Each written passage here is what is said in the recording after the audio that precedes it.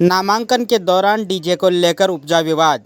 प्रशासनिक व्यवस्थाएं हो रही है षड्यंत्र का शिकार। प्रोफेसर रामलखन मीणा आज़ाद समाज पार्टी प्रत्याशी।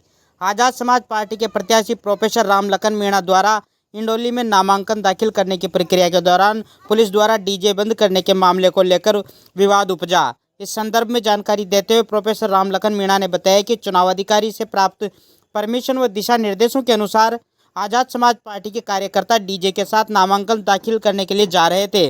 रास्ते में पुलिस कर्मियों ने आकर डीजे को बंद करने की बात कही तो परमिशन के बारे में जानकारी दी, मगर पुलिस वालों ने यह कहते हुए मना कर दिया कि हम किसी परमिशन को नहीं जानते।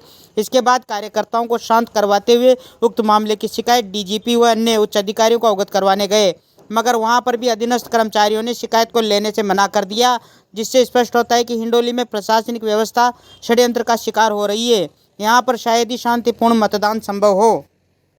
क्या कुछ मामला हुआ जो आपको यहाँ डिप्टी ऑफिस में आना पड़ा?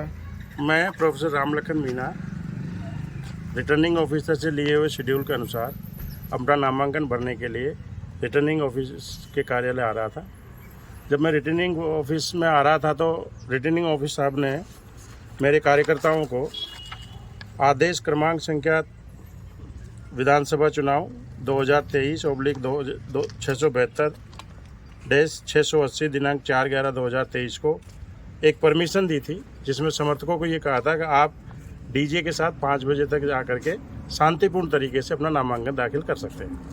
हम उसी के अनुसार हमारे कार्यालय से पैदल आ रहे थे।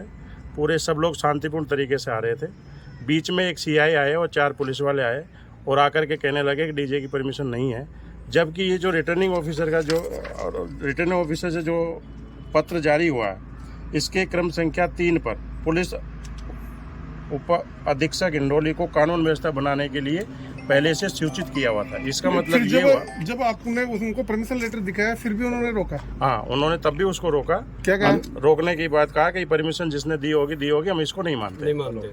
तो मतलब चुनाव आयोग की परमिशन को वो नहीं मानते हैं। फिर मैं कार्यकर्ता उद्वेलित होने लगे तो मैंने शांतिपूर्ण तरीके से उनको समझाया और समझा करके कहा कि हम संविधान को मानने वाले लोग हैं, हम संविधान के दायरे में रह के ही इसका की लड़ाई को लड़ेंगे। मैं अपने कार्यकर्ताओं के साथ शांतिपूर्ण तरीके से रिटर्निंग ऑफिसर के यहाँ गया और वहाँ जाकर के अपना नामांकन प्रस्तुत किया। उसके बाद नामांकन प्रस्तुत करने के बाद मैं यहाँ पे आकर के और डिप्टी साहब से मिलने आया। डिप्टी साहब के जो ऑफिस के जो लोग हैं वो कह रहे हैं कि हम इसको रिसीव नहीं करेंगे, जबकि सरकारी किसी भी कार्यालय में कहीं जाओगे तो आपको उसकी रिसीविंग देना और लेना दोनों ही ज़रूरी है। तो ये यहाँ की जो कानून व्यवस्था है और ये जो कानून व्यवस्था किसके इशारे पे चल रही है, ये सारा का सारा एक षड्यंत्र है। यहाँ की जो चुनाव प्रक्रिया है उसको बाधित करने का। शांतिपूर्ण चुनाव प्रक्रिया यहाँ पे संपन्न नहीं हो सकती है। ये जो है, हम इसकी शिकायत करने डिप्टी साहब के पास आए हैं। अगर इसको डिप्टी साहब नहीं लेंगे तो हम इसकी शिकायत चुनाव आयोग को और जरूरत पड़ी तो भारत निर्वाचन आयोग को दिल्ली भी करें।